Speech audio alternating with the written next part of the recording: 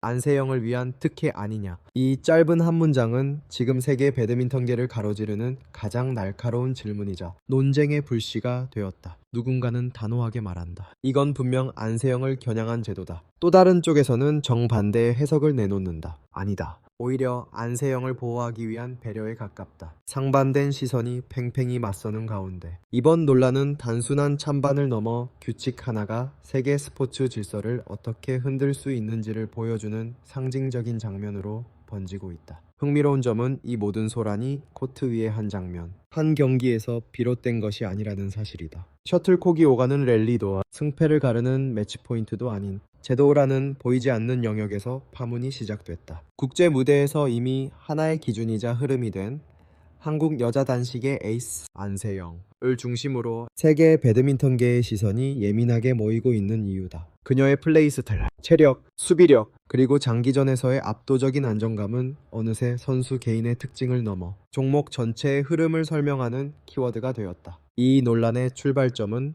세계 배드민턴 연맹 BF가 추진 중인 15점 3세트제의 도입이다. 선수 보호와 경기 시간 단축, 그리고 현대 시청 환경에 맞춘 박진감 강화를 명분으로 내세운 이 개편안은 발표와 동시에 예상치 못한 질문을 불러왔다. 왜 지금인가? 왜 하필 15점인가? 그리고 무엇보다 왜 모든 해석이 안세영이라는 이름으로 수렴되는가라는 물음이었다. 점수 체계의 변화는 단순한 숫자의 문제가 아니다. 그것은 경기의 리듬을 바꾸고 선수의 전략을 흔들며 특정 유형의 플레이에 유리하거나 불리한 구조를 만들어낸다. 그렇기에 이번 15점제 논의는 곧바로 공정성, 의도, 그리고 국제연맹의 중립성이라는 민감한 영역으로 확장됐다. 어떤 이들에게는 지나치게 강해진 한 선수를 견제하기 위한 장치로 보였고, 또 다른 이들에게는 혹사당하는 최정상 선수들을 위한 불가피한 선택으로 읽혔다. 이처럼 하나의 제도를 둘러싼 해석이 극단적으로 갈라지는 상황은 지금의 배드민턴이 단순한 스포츠를 넘어 글로벌 이해관계와 감정, 그리고 스타 선수의 영향력이 복합적으로 얽힌 무대가 되었음을 보여준다. 그리고 그 중심에는 말없이 코트에 서 있는 안세영의 이름이 있다. 제도를 둘러싼 논쟁이 커질수록 질문은 더욱 또렷해진다. 이번 변화는 과연 누구를 위한 것인가? 그리고 이 논쟁의 끝에서 배드민턴은 어떤 모습으로 진화하게 될 것인가? 불씨는 결국 왜 지금이고 왜 하필 15점인가라는 질문에서 타올랐다. 세계 배드민턴 연맹 BUF는 기존의 21점 3세트제를 과감히 내려놓고 5점 3세트제로 전환하겠다는 개편안을 공식화했다. 이 안은 이미 이달 초 이사회에서 통과되며 속도를 냈고 내년 4월 총회에서의 최종 투표를 거쳐 내년 하반기부터 본격 시행될 가능성이 높아졌다. 겉으로 내세운 명분은 분명했다. 선수들의 누적된 피로를 줄이기 위한 선수 보호, 장시간 경기로 인한 부담을 덜겠다는 경기 시간 단축, 그리고 빠른 전개와 긴장감을 선호하는 시대, 흐름에 맞춘 박진감 강화. 그러나 설명이 명확할수록 의문은 오히려 더 커졌다. 정말 이 변화는 모두를 위한 것인가? 아니면 특정 흐름을 겨냥한 선택인가?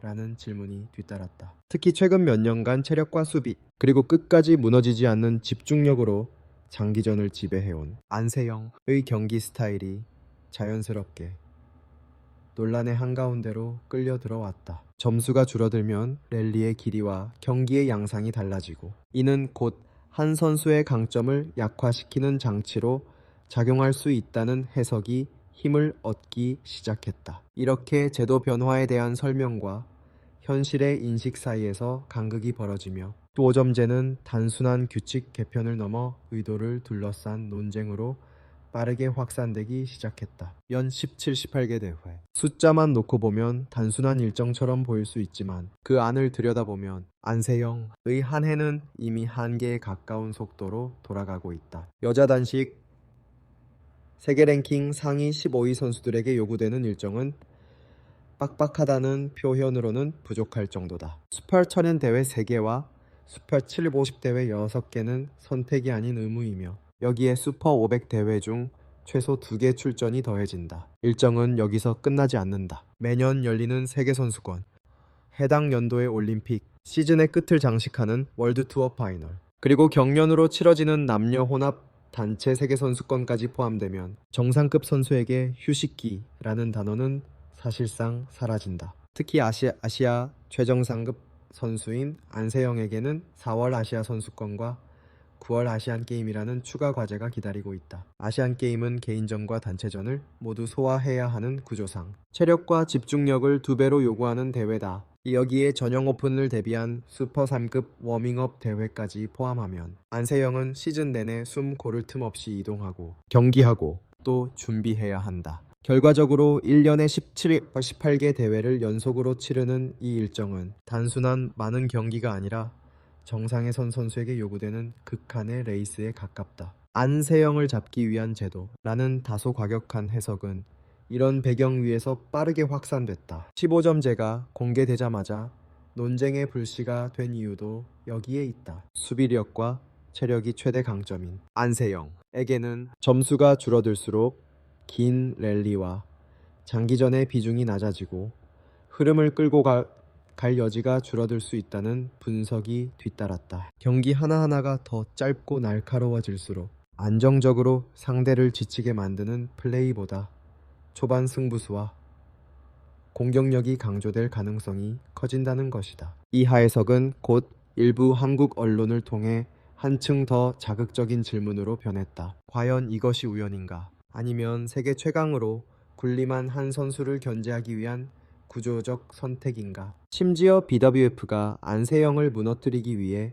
규칙을 바꾼다는 표현까지 등장하며 논란은 감정의 영역으로 번지기 시작했다. 이처럼 여론의 시선이 급격히 한쪽으로 기울자 세계 배드민턴 연맹은 더 이상 상황을 지켜보는 데서 그치지 않았다. 통상적인 국제 연맹의 대응은 침묵이나 원론적 설명에 머무는 경우가 많지만 이번에는 달랐다. 오해가 고착되기 전에 선을 긋겠다는 듯 BWF는 이례적으로 공식 입장을 내놓으며 정면 반박에 나섰다. 논쟁의 중심에 특정 선수의 이름이 오르내리는 상황 자체를 그대로 둘 수 없다는 판단이었고, 바로 그 순간부터 이번 점수제 개편은 제도 논쟁을 넘어 국제연맹의 의도와 신뢰를 둘러싼 문제로 한 단계 더 확대되기 시작했다. 안세영과 무관하다. 논란이 정점으로 치닫던 순간 세계 배드민턴 연맹 BS의 선택은 분명했다. 침묵도 원론적인 해명도 아닌 총장의 직접 등판이었다. 18일 연합뉴스 보도를 통해 사무총장 토마스 룬드는 공식 입장을 밝히며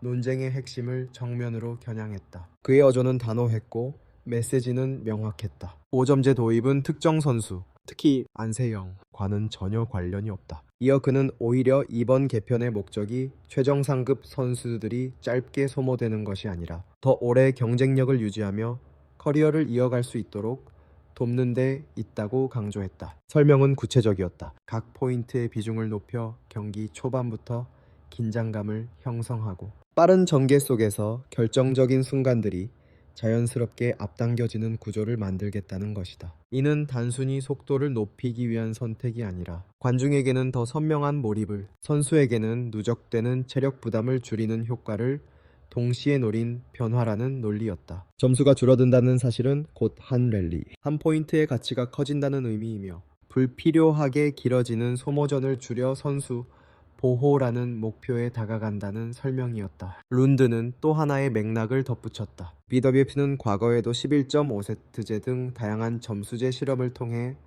경기의 방향성을 끊임없이 점검해왔고, 이번 15점제 역시 투발적인 결정이 아닌 그 연장선 위에 놓인 선택이라는 점이다. 특정 선수의 이름이 논쟁의 중심에 오른 상황 자체가 안타깝다는 뉘앙스도 숨기지 않았다. 이 발언 이후 15점제는 더 이상 누구를 위한 규칙인가? 라는 질문에만 머물 수 없게 됐다. 이제 논쟁은 국제연맹이 말하는 미래와 현장이 체감하는 현실이 과연 같은 방향을 향하고 있는지라는 더 큰 질문으로 옮겨가기 시작했다. 그렇다면 질문은 자연스럽게 이어진다. 왜 중국은 이 사안에 유독 더 민감하게 반응했을까? 아이러니하게도 BWF의 해명은 논란을 잠재우기보다 중국과 동남아시아에서 또 다른 파문을 만들어냈다. 중국의 주요 포털인 소우닷컴과 내시즈에는 단시간에 상반된 해석이 쏟아지며 여론이 빠르게 갈라졌다. 한쪽에서는 어차피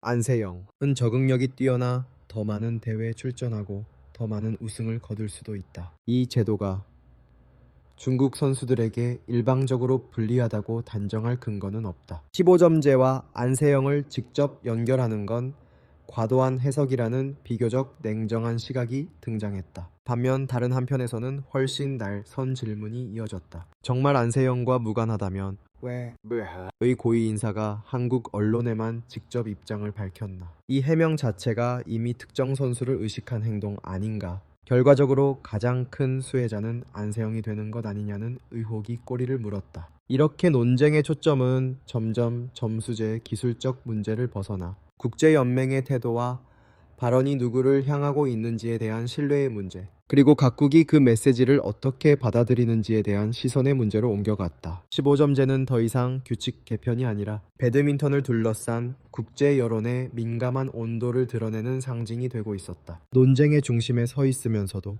안세영은 끝까지 조용했다. 세계 배드민턴계를 둘러싼 소음과 해석, 그리고 자신을 향해 쏟아지는 수많은 시선과 질문 속에서도 그는 흔들리는 감정을 드러내지 않았다. 오히려 안세영의 태도는 이 상황 자체를 하나의 과정으로 받아들이는 듯 담담했고, 그래서 더 많은 사람들의 시선을 끌었다. 월드 투어 파이널을 마치고 귀국한 뒤 현장에서 취재진의 질문이 쏟아졌을 때도 그의 답변은 과장도 방어도 없었다. 처음에는 당연히 적응이 쉽지 않을 수 있다는 말로 변화를 인정하면서도 경기를 하다 보면 결국 익숙해질 것이라며 현실적인 시선을 유지했다. 이어 그는 점수 체계 변화의 또 다른 면을 짚었다. 점수가 줄어든다는 건 체력 부담이 줄어든다는 의미이기도 하다고 말하며 논란의 프레임을 감정이 아닌 조건의 문제로 돌려놓았다. 누군가에게는 불리함으로, 누군가에게는 특혜로 해석되는 변화 앞에서 안세영은 단순히 이렇게 묻는 듯했다. 주어진 환경에서 어떻게 준비하고 어떻게 증명할 것인가? 그 차분한 한마디 한마디는 거센 논쟁 속에서도 선수로서의 본질이 무엇인지, 그리고 왜 그가 세계 최정상에 서 있는지를 조용히 설명하고 있었다. 제도는 바뀌어갈 수 있지만 질문은 쉽게 사라지지 않는다. 5점제는 아직 확정된 결론이 아니다. 내년 4월 총회라는 마지막 관문이 남아있고, 그 선택에 따라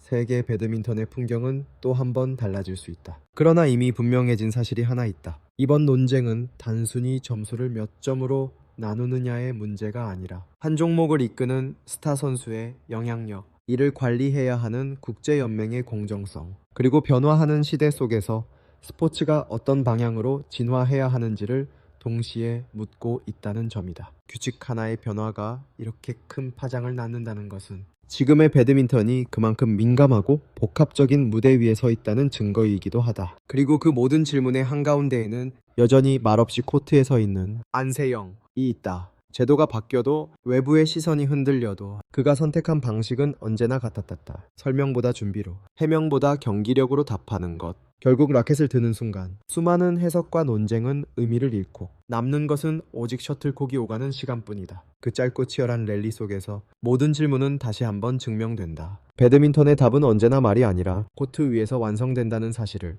이 영상이 도움이 되셨다면 채널 좋아요, 공유, 구독을 눌러 다음 콘텐츠를 놓치지 마세요. 영상의 내용은 여러 출처에서 수집되었으며 참고용입니다. 항상 정보의 정확성을 확인하기 위해 노력하지만 의도치 않은 오류가 발생할 수 있습니다. 유튜브는 의도적으로 허위 정보를 유포하지 않으며 유튜브 커뮤니티 가이드 및 잘못된 정보 정책을 준수하기 위해 최선을 다하고 있습니다. 부정확한 내용을 발견하시면 댓글을 남기시거나 문의해 주시면 신속하게 수정하겠습니다. 감사합니다.